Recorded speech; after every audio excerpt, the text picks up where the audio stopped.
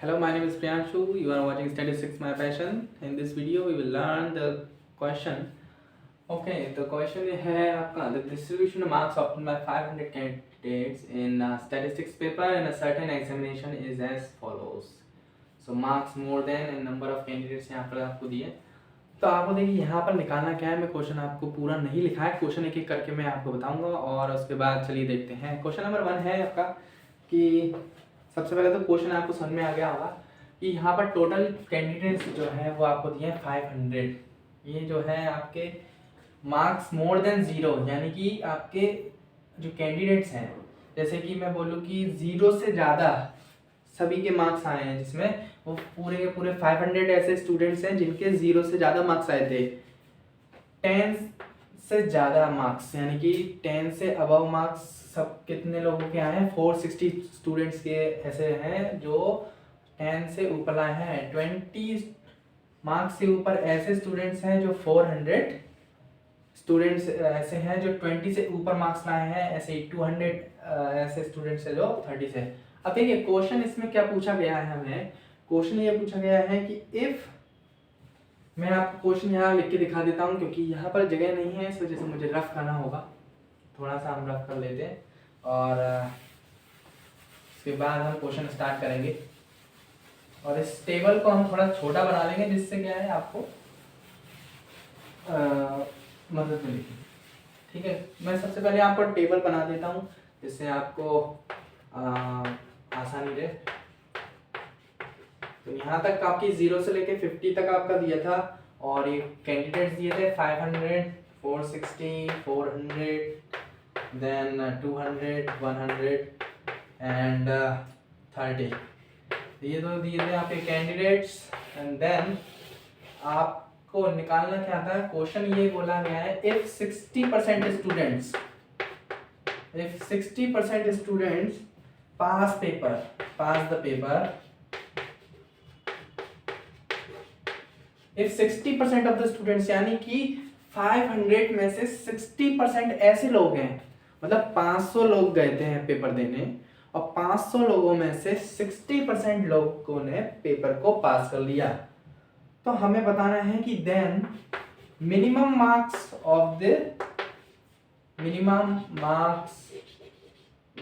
For obtained by a past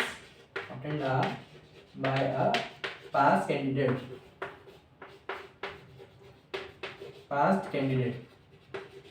तो आपको समझ में आ गया होगा कि यहाँ पर उन्होंने क्वेश्चन में एक कंडीशन दी है कि 60% ऐसे स्टूडेंट हैं जिन्होंने आपका एग्जाम पास किया है, जो कि 500 में से. अब 500 का आप 60% निकालेंगे तो कितना होगा? चलिए निकाल लेते हैं. बहुत सिंपल सा. ये गया आपका 300 ऐसा आ गया, यानी कि 300 स्टूडेंट ऐसे थे जिन्होंने पेपर को पास कर लिया है. अब 300 स्टूडेंट्स तो आपने निकाल लिए, लेकिन आपको ये कैसे निकालना पड़ेगा कि मिनिमम मार्क्स कितने थे.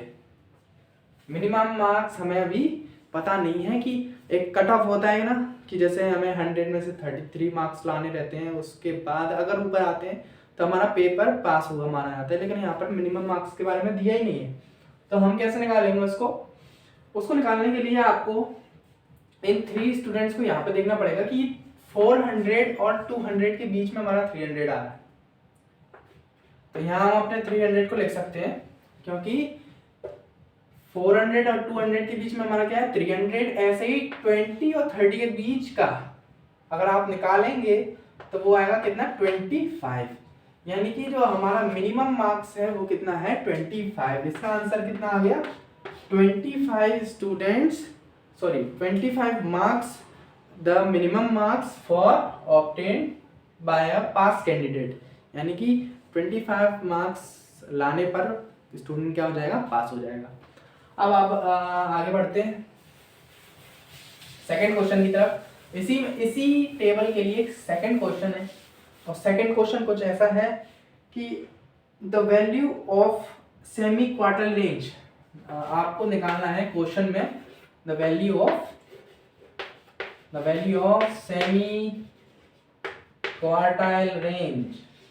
अब सेमी क्वार्टाइल रेंज कैसे निकालेंगे, इसके लिए थोड़ा सा आपको पेशेंस रखना पड़ेगा क्योंकि ये काफ़ी एक छोटा सा जो टर्म है सेमी क्वार्टाइल, इसके लिए आपको बहुत सारी मेहनत करने वाला है। तो चलिए देखते हैं। सबसे पहले तो आपको करना क्या है, सेमी क्वार्टाइल का फॉर्मूला जो है 1/2 Q3 minus Q1। So semi quartile is equal to Q3 minus Q1 divided by 2।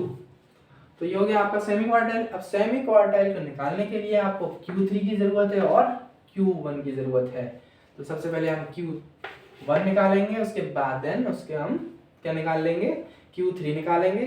Q3 और Q1 निकालने के बाद इसमें पुट करके हम क्या निकाल लेंगे, सेमी क्वार्टाइल रेंज निकाल लेंगे। तो यहाँ पे सेमी क्वार्टाइल रेंज अभी निकालने के लिए आपको किसकी किसकी जरूरत है, Q3 और Q1 की। तो Q3 और Q1 को निकालने के लिए आपको सबसे पहले तो फॉर्मूला पता होना चाहिए कि Q1 के लिए फॉर्मूला क्या होगा। Q1 के लिए फॉर्मूला है L plus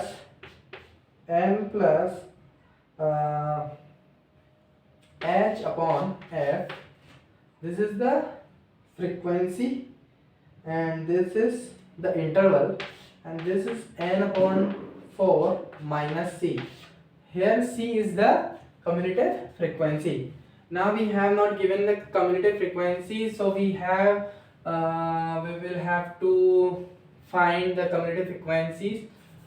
So what is the cumulative frequency? First of all we will write suppose here 500 minus 546, that means 40 minus करेंगे यहाँ पे 460 में 460, then 200, then 100 and then 70। May be यहाँ थोड़ा सा गलती हुई है क्योंकि यहाँ पर 40 60 नहीं आएगा, सबसे पहले 40 आएगा, उसके बाद यहाँ पर 500 में से 400 को माइनस करेंगे, फिर 500 में से 200 को माइनस करेंगे यानी कि 300, फिर उसके बाद 500 में से 100 यानी कि 400 एंड 500 में से 30 गया तो 470, देन लास्ट में हमारा 500 आ जाएगा। तो इस तरीके से ये जो है वो आया है अभी कम्युलेटिव फ्रीक्वेंसीज। सो कम्युलेटिव फ्रीक्वेंसी हमने लिख दी है। अब उसके बाद मैंने थोड़ा सा ऊपर नीचे कर दिया है तो आप एडजस्ट कर लीजिएगा, ये इसके लिए है ना, तो आप एडजस्ट कर लें। अब यहाँ पर बात करते हैं कि इंटरवल्स हमें चाहिए रहते हैं। अभी क्यों चाहिए रहते हैं सब समझ में आएगा, लेकिन टेबल को थोड़ा सा मैं चाहता हूँ कि और अच्छा सा आपके लिए बना दूँ, काफ़ी ज़्यादा उसमें गंदा होता जा रहा है। चलिए सबसे पहले तो क्या था आपका जो हमें गिवन दिया था क्वेश्चन में वो लिख लेते हैं 0 10 20 30 40 50 30 40 50 एंड उसके बाद यहाँ पर 500 था, 460 था, फिर उसके बाद 400 200 100 एंड देन 30। अब यहाँ पर हमने क्या निकालना था, cumulative frequency. Why? Because cumulative frequency इसलिए ज़रूरत है क्योंकि यहाँ पर हमें कम्युलेटिव फ्रीक्वेंसी चाहिए। तो कम्युलेटिव फ्रीक्वेंसी निकालने के लिए 500 में से 40 ये गया, फिर उसके बाद ये अपना 500 में से 400 क्या था 100, देन इसको 300 लिखेंगे, फिर उसके बाद कितना आया था 500 में 400, देन 470, देन उसके बाद 500, 40 100 300 400 470 and 500. This is the cumulative frequency. Now we have not given the intervals, so we will find the intervals. So 0 to 10, 0 to 10, and then 10 to 20, 10 to 20, 20 to 30, 30 to 40, and 40 to 50, and 50 to 60. You can write also, but you not need to write this. So after we will have to find the n by 4, because n by 4 is equal to 500 divided by 4. तो यहाँ पर सबसे पहले आपको निकालना है n/4 की value. n/4 की वैल्यू सबसे पहले निकाली जाती है आपको, और ये आएगी आपकी 125। देन उसके बाद इस 125 को आपको इस टेबल में देखना है कि 125 किसके अंडर आ रहा है, यानी कि 300 के अंदर आ रहा है 125। तो 300 के आगे हम देखते हैं आपका 20। ये जो 20 है वो है L की वैल्यू। ये जो 20 है वो किसकी वैल्यू है? L की। H आपको कितना दिया है? 10। डिफरेंस देखते हैं यहाँ पे 10 दिया है। देन फ्रीक्वेंसी यहाँ पर कितनी दी है आपको? फ्रीक्वेंसी कितनी दी है आप देख सकते हैं, इसके सामने जस्ट देखते हैं हम, तो यानी कि कितना है ये आपका 400। ओके, तो 400 यहाँ पर हम फ्रीक्वेंसी 400, सॉरी एक मिनट देखते हैं। 400 यहाँ पर नहीं लेंगे क्योंकि यहाँ पर ये एक्चुअल में ये आपका असली फ्रीक्वेंसी नहीं था। ओके, तो यहाँ पर 400 ना लेते हुए हम क्या लेंगे अभी मैं बताता हूँ आपको। अगर आप इनको पलट दें तो उस तरीके से आप निकाल सकते हैं। यहाँ पर फ्रीक्वेंसी आपको निकालना पड़ेगी, ये आपकी फ्रीक्वेंसी नहीं है, ये फ्रीक्वेंसी आपकी नहीं है, आपको फ्रीक्वेंसी निकालनी पड़ेगी। तो निकालने के लिए चलिए मैं निकाल देता हूँ। यहाँ पर फ्रीक्वेंसी निकालने सबसे पहले तो ये 40 रहता ही है यहाँ पर। इसके बाद हम क्या करते हैं, इसमें इसको प्लस करते हैं, उसके बाद ये आता है, तो यानी कि क्या आएगा, ये आपका आएगा, तो मैं यहाँ 440 देन 40 देन के बाद आपका 60। यहाँ पर थोड़ी सी मिस्टेक हो रही है, उसमें देख लेते हैं, कोई बात नहीं है। तो 40 आपका था फ्रीक्वेंसी, और इसके बाद आप लिखेंगे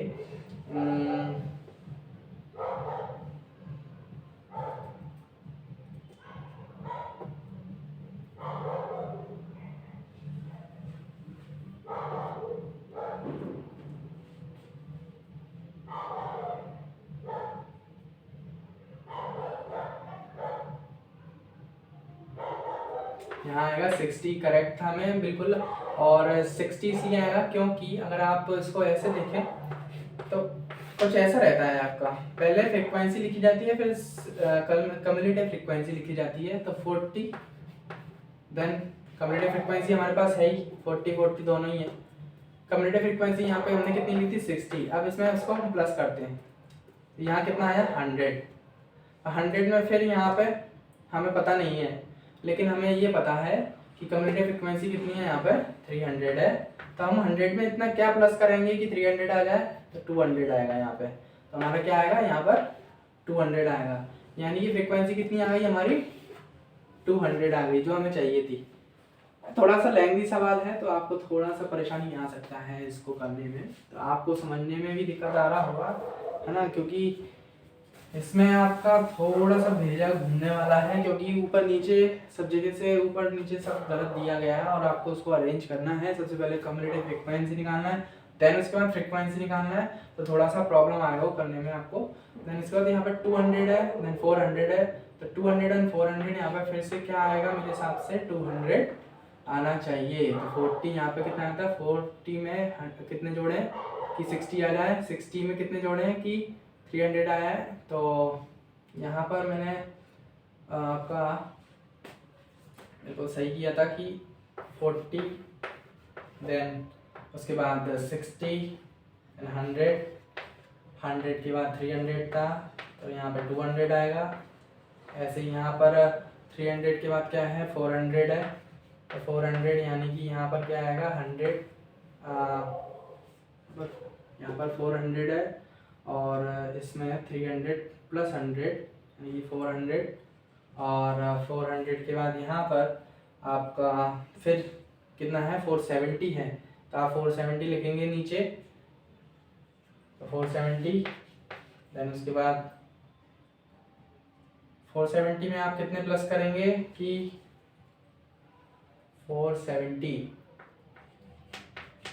तो 470 यहाँ लिख दिया। अब 470 यहाँ पर कितना आएगा? 70 आएगा, यानी कि ये आपका जो है कितना है? 100 है, ये 70 है, और इसके बाद लास्ट में कितना आएगा आपका? 30। तो आपको समझ में आ गया होगा पूरी फ्रीक्वेंसी और कम्युलेटिव फ्रीक्वेंसी यहाँ पर निकाल दी है। अब आगे बढ़ते हैं। सबसे मेन तो यहाँ पे टेबल बनाने का काम था और यहाँ पर आपका 125 आया था। हम Q1 निकाल रहे थे और Q1 को निकालने के लिए हमने क्या किया था, N14 किया था जो कि 125 था और 125 को हमने कम्युलेटिव फ्रीक्वेंसी में देखा था जो कि 300 के अंदर आ रहा था। और इसके बाद यानी कि अब हम इसकी वैल्यू रख सकते हैं। L की वैल्यू कितनी आई थी हमारी, 20 आई थी, क्योंकि 300 के जस्ट सामने हमें देखना है L की वैल्यू। तो कितनी आई थी, 20 प्लस H की वैल्यू कितनी है, 10। F की वैल्यू यहाँ पर दी है आपकी कितनी, 200। देन N/4 यानी कि 125 माइनस C की वैल्यू यहाँ पर आपकी दी है कितनी, इसके जस्ट ऊपर देखते हैं हम, ऊपर वाली कितनी आती है, 100।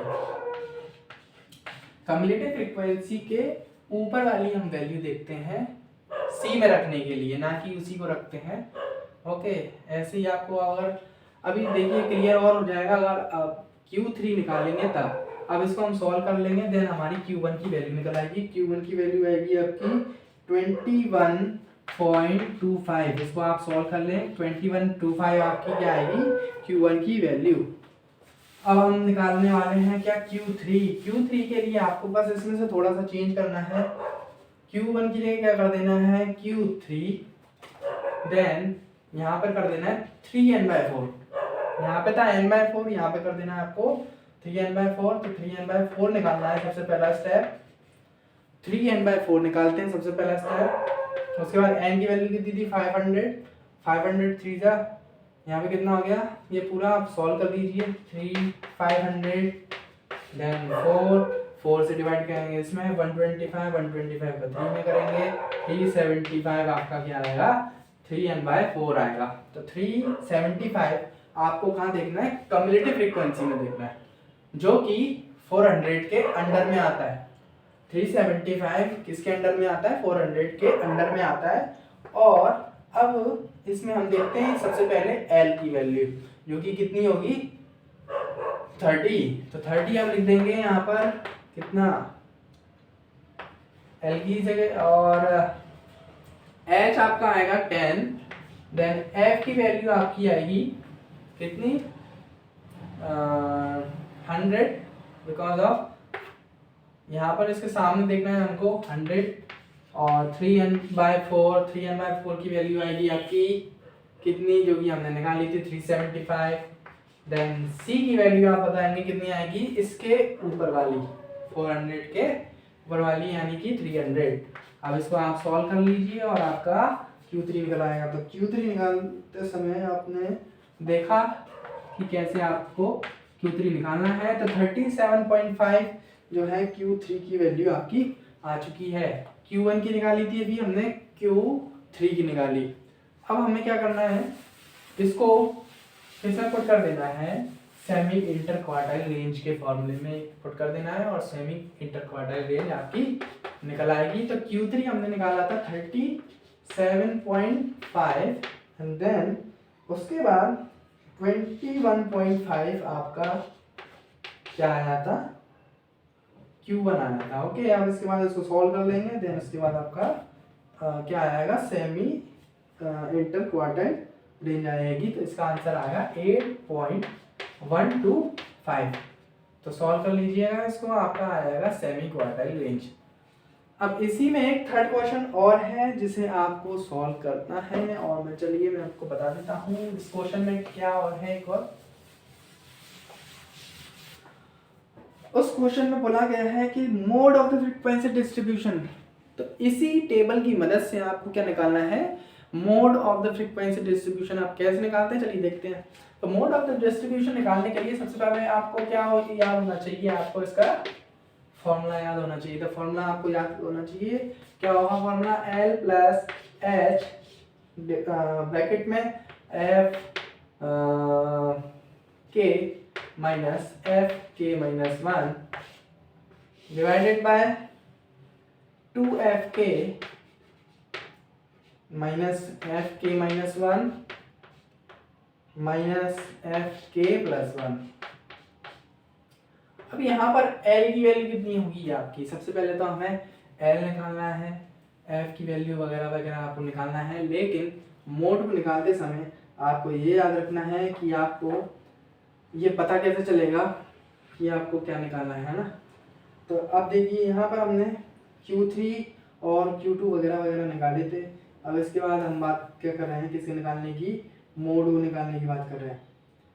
तो मोड को निकालने के लिए आपको क्या करना है, n/2। n/2 करते समय आपको क्या मिलेगा, 500 डिवाइडेड बाई 2 यानी कि 2 to 5। लेकिन यहाँ पर आप ये नहीं करना है आपको, यहाँ पर ये जब करते हैं जब आपको मीडियन निकालना हो। तो आपको मीडियन तो नहीं निकालना है अभी हम क्या निकालना है, मोड निकालना है। मोड निकालते समय हम ये देखते हैं कि किसकी सबसे ज़्यादा फ्रीक्वेंसी है। यहाँ पर ये याद रखना कि मीडियन निकालते समय n/2 का यूज़ करते हैं, जो कि हम यहाँ पर कर रहे थे, लेकिन अभी हम क्या निकाल रहे हैं, मोड निकाल रहे हैं। तो मोड को निकालते समय हमें क्या कर देना है, फ्रीक्वेंसी पर देखना है कि फ्रीक्वेंसी में सबसे ज़्यादा किसकी है, सबसे ज़्यादा किसकी है, 200 की सबसे ज़्यादा है। तो अब ये जो है हमने रो को चुन लिया, ठीक है। अब इस रो में हमारा एल क्या होगा, हमारा एल होगा 20, हमारा एल होगा क्या 20 प्लस एच की 10। अब यहाँ पर जो है F1 माइनस F0 लिखा है, F1 माइनस F0 लिखा है और ये F2 लिखा है। अगर आप इसको चाहें तो ऐसे भी लिख सकते हैं जिससे आपको परेशानी ना हो। F1 F0, यहाँ पर F1, ये F0, ये F2, ये हो गया आपका F1 F0 F2। अब बात करते हैं आगे कि F1 की वैल्यू कितनी होगी। सबसे पहले तो हम फ्रीक्वेंसी देख लेते हैं, हमारी कितनी थी, ये जो 200 थी वो हमारी F1 है। जो हमने चुनते हैं उसको हम लिखते हैं F1, इसके ऊपर वाली होती है F0, इसके नीचे वाली F2। तो अब इसमें हम इसको पुट कर देते हैं। F0 की वैल्यू कितनी आ गई 60, नीचे कितना लिखेंगे 2 × 200 माइनस F0, F0 की वैल्यू 60 माइनस 100।